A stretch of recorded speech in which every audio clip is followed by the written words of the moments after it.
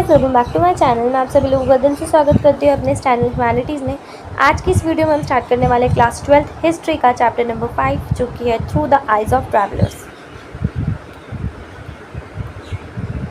Start करते हैं travellers perspective से। तो प्रीवियस लेसन में हमने देखा कि कैसे इंडियन हिस्ट्री हम स्टडी करते हैं वेरियस रिलीजियस टेक्स्ट को पढ़ के। इस लेसन में हम अंडरस्टैंड करेंगे कि हमारी इंडिया की हिस्ट्री, जो भी ट्रैवलर्स आए थे, फॉरेन ट्रैवलर्स आए थे हमारे इंडिया में, उनका पर्सपेक्टिव क्या था ट्रैवलिंग का, हम इसके बारे में पढ़ेंगे। इस टेक्स्ट के में हम मेनली डिस्क्राइब करने वाले 3 ट्रैवलर्स को, जैसे अल-बिरूनी, इब्न बतूता और फ्रांसिस्को बर्निया। तो क्या क्या प्रॉब्लम्स आती है ट्रैवलिंग करने में हमारे एंशिएंट टाइम से। सबसे पहले बहुत ज़्यादा टाइम लेता है।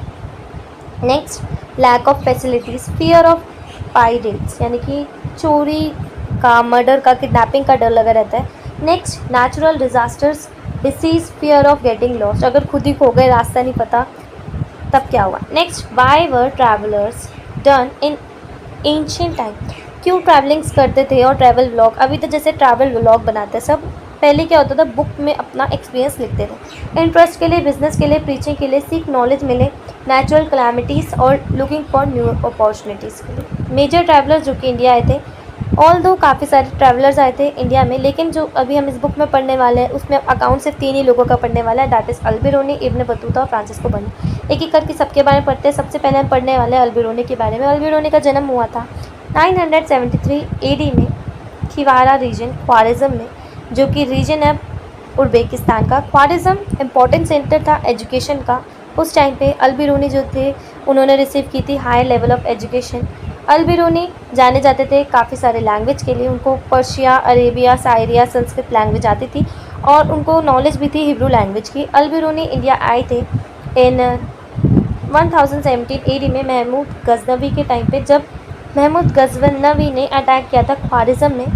और इस अटैक के बाद महमूद गजनवी ने ख्वारिज़म से काफ़ी सारे पोएट, स्कॉलर्स और हॉटेज को वहाँ से लेके वो इंडिया आ गए थे। अल-बिरूनी उन हॉटेज में से एक थे। अल-बिरूनी जो थे, जब इंडिया आए थे तो वो ग्रेजुअली उन्होंने स्टार्ट किया लाइक करना उस रीजन को। जब वो अपने लाइफ के 70 ईयर्स वो इंडिया में ही रहना चाहते थे, उन्होंने ऐसा बताया।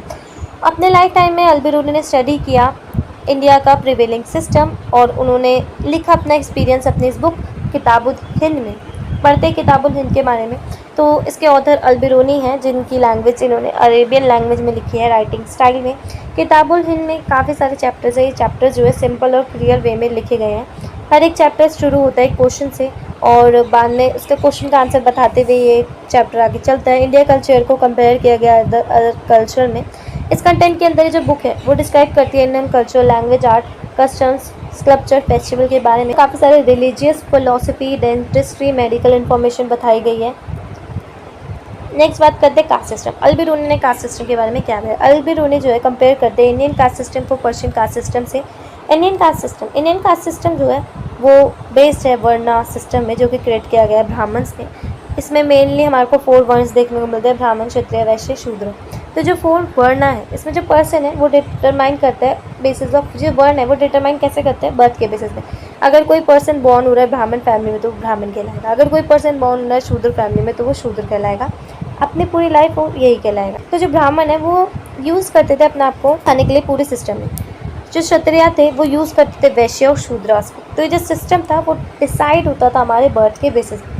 नेक्स्ट बात करते हैं पर्शियन कास्ट सिस्टम की। तो वहाँ पे भी आपको एक मेनली 4 वर्नास का डिवीजन देखने को मिलता है पर्शियन के कास्ट सिस्टम में, जहाँ पे horseman, ruling classes, monk, priest, physician, scientist, farmer, craftsman इस सिस्टम में दिखते थे, जो कि एक हॉरिजॉन्टल क्लासिफिकेशन आपको देखने को मिलता है। नेक्स्ट, क्या क्या थॉट थे अल-बिरूनी के। अल-बिरूनी कहते हैं कि जो कास्ट सिस्टम था वो हमारे को हर जगह देखने को मिलता है अगर आप इंडिया में आओगे, और वो बहुत ही ज़्यादा रिजिड था और डिस्क्रिमिनेशन था। अल-बिरूनी कहते हैं जो एलिजिबिलिटी है वो प्रेजेंट थी हमारे ब्राह्मिकल सिस्टम में, जो कि बहुत ही ज़्यादा गलत है। अल-बिरूनी के अकॉर्डिंग कोई भी पर्सन या कोई भी थिंग इम्प्योर नहीं हो सकती बर्थ के बेसिस में। नेक्स्ट, इब्न बतूता में आते हैं। इब्न बतूता 1304 AD में आए थे। इनका बर्थ हुआ था टैंजियर रीजन में, मोरक्को, साउथ अफ्रीका में। ऑल जितने भी मेंबर थे इब्न बतूता के फैमिली में वो सारे एजुकेटेड थे और रिस्पेक्टेड थे। अब इस ट्रेडिशन के अकॉर्डिंग इब्न बतूता ने भी एक्वायर करी लिटरेसी, क्लासिकल एजुकेशन बहुत जल्दी एज में, अपनी कम एज में। इब्न बतूता को एक ऑब्स्टिनेट ट्रैवलर बोला गया है, क्योंकि उन्होंने बिकॉज़ वो बहुत ज़्यादा फाउंड थे ट्रैवलिंग के, और अपने इंटरेस्ट के लिए वो इब्न बतूता ट्रैवल करते हैं काफ़ी सारे प्लेसेस जैसे इराक, मेका, साइरिया, येमेन, ओमान।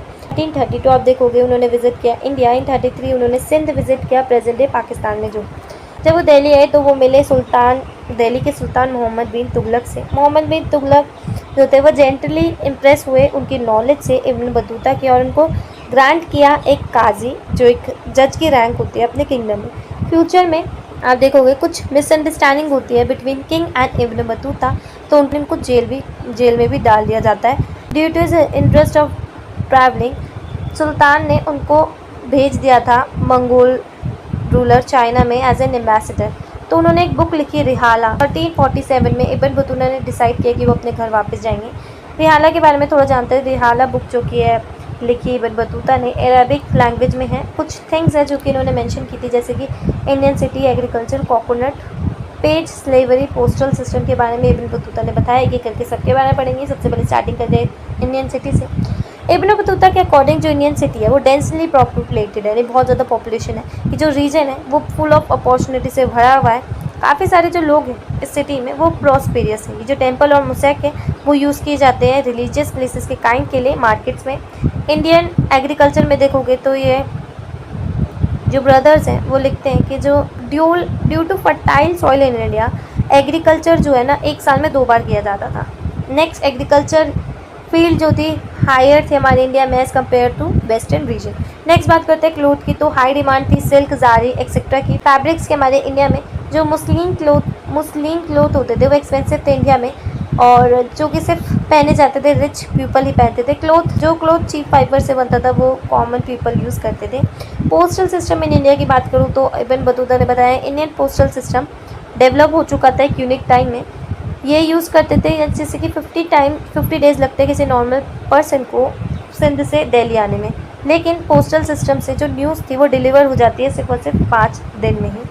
इस टाइम पे क्या होता था, 2 टाइप्स के पोस्टल सिस्टम के बारे में बताया गया, एक हॉर्स पोस्टल सिस्टम और दूसरा उलुक फुट मेल सिस्टम, जो कि क्लेम करता है अंडर हॉर्स पोल सिस्टम के अंदर आप देखोगे तो जो स्टेट थी उसमें 4 माइल्स में हर एक हॉर्स होता था। जो मैसेज था वो कैरी किया जाता था एक पर्सन से दूसरे पर्सन से थ्रू हॉर्स के थ्रू। लेकिन फुट मेल सिस्टम में आप देखोगे जो मैसेजर था वो खुद भागता था मैसेज को लेके एक हैंड स्टिक में, और वो बेल बजाता था फिर वो दूसरे को देता था, ऐसे मैसेज को पास किया जाता था। तो जो मैसेज थे ना वो 3 माइल्स में होते थे, यानी 3 माइल्स में कोई और इंसान होगा। यहाँ पे कुछ रेस्ट हाउसेज भी बनाए गए थे हर एक 3 माइल्स में, ताकि जो विलेजर्स है वो सेकेंड मैसेज को दे सके और वहाँ पे थोड़ा रेस्ट कर सके। नेक्स्ट बात करते हैं कोकोनट की। कोकोनट जब हमारे इंडिया में आए इब्न बतूता उन्होंने देखा कोकोनट, तो वो ट्री को देख के कहते हैं कि ये एग्जैक्ट प्लाम ट्री लग रहा है। इब्न बतूता सरप्राइज हो जाते हैं कोकोनट को देख के। इब्न बतूता कंपेयर करते हैं कोकोनट को एक ह्यूमन के हेड से। वो लिखते हैं कोकोनट जो है वो एक फ्रूट है जो कि ह्यूमन की हेड की तरह लग रहा है। इसका जो अपर पार्ट है वो हार्ड है ह्यूमन की स्कल की तरह, और जो अंदर का पार्ट है वो सॉफ्ट है ह्यूमन के ब्रेन की तरह। इसके अंदर कुछ फाइबर्स हैं जैसे कि ह्यूमन के हेयर्स की तरह लगते हैं। उन्होंने अपने बुक में लिखा है कि कोकोनट जो है उसको हम काफ़ी तरीके से काफ़ी वेज में यूज़ कर सकते हैं। जैसे हम रोप बना सकते हैं, इससे हम जो वाटर है इसके अंदर हम इसको पी सकते हैं, और जो सॉफ्ट पार्ट है हम इसको खा सकते हैं फ्रूट की तरह। नेक्स्ट पेज के बारे में बताया गया है, ऐसे लिख सकते हैं। ऐसे इन्होंने लिखा है, इब्न बतूता ने बताया कि यहाँ पे कोई फ्रूट नहीं है, ये ग्रो होता है सिर्फ और सिर्फ लीव से। तो जो मैटर है ये यूज़ करते हैं एक्सचेंज। खाने से पहले बेटर नट जो है वो प्लेस किया जाता है, ब्रोकन इसको तोड़ा जाता है स्मॉल पीसेज में, और जो बेटर नट है इसके जो लीव्स है उनको चबाकर एक साथ मुंह में कुछ टाइम बाद इसको थूका जाता है, ठीक है। नेक्स्ट स्लेवरी की बात करूँ तो इब्न बतूता ने बताया उस टाइम पे स्लेवरी हमारे को देखने को मिलती है, और स्लेव सोल्ड किए जाते थे मार्केट में लाइक ऑर्डिनरी गुड्स। जो पीपल्स हमारे क्लासेस के वो सिचुएटेड थे सोसाइटी में, उनको केप्ट किया जाता था एज ए स्लेव। ये जो स्लेव था वो यूज़ किए जाते थे डोमेस्टिक वर्क के लिए। मेल स्लेव जो थे वो मेनली यूज़ किए जाते थे लिफ्ट करने के लिए, पैलेंक्यूज, और फीमेल स्लेव डोमेस्टिक वर्क के लिए। मेल स्लेव जो थे ना वो कॉस्ट लेस थे, यानी कम पैसे के थे as compare to female slave. महिला जो स्लेव थी वो प्रोफिशिएंट थी म्यूज़िक, डांस, आर्ट में, और जो म्यूज़िक डांस था वो परफॉर्म करती थी चीफ ऑफिसर्स के लिए। तो 2 होते थे, वो सीक्रेट चार्ज के लिए भी सेंड किए जाते थे लोगों के घरों में। इब्न बतूता ने हमारे को अपना 3 एक्सपीरियंस बताया इन रिलेशन टू स्लेव। सबसे पहले बताते हैं मोहम्मद बिन तुगलक बहुत ज़्यादा प्लीज थे लीडर है जिनका नाम था नसरुद्दीन, जिन्होंने 1 लाख कॉइन्स दिए थे 200 स्लेव को। नेक्स्ट इब्न बतूता की बात करो, जब वो सिंध पहुंचे तो present day Sultan with horse, वो सुल्तान के पास पहुंचे थे, वो हॉर्स, कैमल्स और स्लेव को बारे में बताते हैं। Next Ibn Battuta also give raisins and some slaves as a gift to governor of Multan, कुछ उन्होंने गिफ्ट दिए थे। फ्रांसिस्को बर्निया बॉर्न हुए थे फ्रांस में 1620 AD को। एक फिलोसोफर थे, एक हिस्टोरिकल थे, एक पॉलिटिकल फिजिशियन थे। वो जब इंडिया आए थे उनको लगा कि कुछ अपॉर्चुनिटीज़ मिलेगी, उसकी सर्च में आए थे और वहीं पे रुक गए। इंडिया में 1656 से 1668 थे, यानी 12 साल तक। ड्यूरिंग दिस पीरियड उन्होंने बुक लिखी, travels in the Mughal India. अपने बुक के अंदर फ्रांसिस्को बर्निया कंपेयर करते हैं इंडियन सिस्टम को वेस्टर्न कंट्रीज से। अपने बुक के अंदर वो क्रिटिसाइज़ करते हैं इंडियन के सिस्टम को, डिपिक्ट करते हैं पैथेटिक कंडीशंस। अब देखते हैं उन्होंने क्या क्या मेंशन किया। सबसे पहले लैंड ओनरशिप के बारे में बताइए। अकॉर्डिंग टू फ्रांसिस्को बर्निया वो बताते हैं कि यहाँ पे lack of private land ownership है इंडिया के अंदर, जिससे कि कोई भी पर्सन जो है उसके पास खुद का प्राइवेट लैंड है नहीं। जो पूरा लैंड है वो किंग का है, और जब लैंड को कल्टिवेट करता है फार्मर, उसको आधे से ज़्यादा टैक्स पे करना पड़ता है किंग को। फार्मर्स जो है पूरी मेहनत से अपना काम करते हैं, लेकिन वो उस लैंड को अपने नेक्स्ट जनरेशन को पास नहीं करा सकते। और रीज़न है जो फार्मर्स है वो सीरियसली टेक केयर नहीं करते अपने लैंड की और प्रोडक्शन की। मतलब वो सिर्फ इसीलिए यूज़ करते हैं कि वो जब तक कर रहे हैं तब तक अच्छा रहे, और बाद की वो नहीं सोचते। ड्यू टू इस सिस्टम की वजह से एग्रीकल्चर जो है वो डिस्ट्रॉय हो जाता है। नेक्स्ट बात करते हैं इंडियन सोसाइटी की। अकॉर्डिंग टू फ्रांसिस्को बर्निया, ये जो पूरी सोसाइटी है वो पुअर पीपल भी देखने को मिलते हैं और रिच पीपल भी देखने को मिलते हैं हमारे को इंडियन सोसाइटी में। यहाँ पे लैक ऑफ मिडिल क्लासेस है। किंग जो है वो एक्सप्लॉइट करता है त्रिशिया को, जो अपर क्लास है, और लोअर क्लास को। यहाँ पे लैक ऑफ सर्विसेज है हमारे को सिटीज़ में देखने को मिलती है, और जो गवर्नेंस सिस्टम है वो बहुत ज़्यादा पुअर है। ट्रेडिशन की बात करूँ, फ्रांसिस्को बर्निया क्रिटिसाइज़ करते हैं हमारी प्रैक्टिस ऑफ सती को। अंदर जब सती होती थी तो बताते हैं कि ये बहुत ही ज़्यादा गलत है, क्रिटिसाइज़ करते हैं। नेक्स्ट, इस कस्टम के अंदर जो वुमेन थी उसको ज़िंदा जला दिया जाता था हस्बैंड के साथ, तो जब विधवा बनती थी। इस सिस्टम को उन्होंने इनह्यूमेन बोला गया और फुल ऑफ एट्रोसाइट्स बोला गया। कहीं पर आपका चैप्टर कंप्लीट होता है, और अगर आपको नोट्स चाहिए तो आप मेरे टेलीग्राम ग्रुप को ज्वाइन कर सकते हैं। वहाँ पे आपको एकदम फ्री नोट्स की PDF मिल जाएगी। So thank you so much for watching. और अगर आपको वीडियो अच्छी लगी तो मेरे चैनल को सब्सक्राइब कीजिए, वीडियो को लाइक कीजिए, शेयर कीजिए अपने फ्रेंड्स के साथ, और कमेंट करना ना भूलें। Thank you so much, bye bye, take care.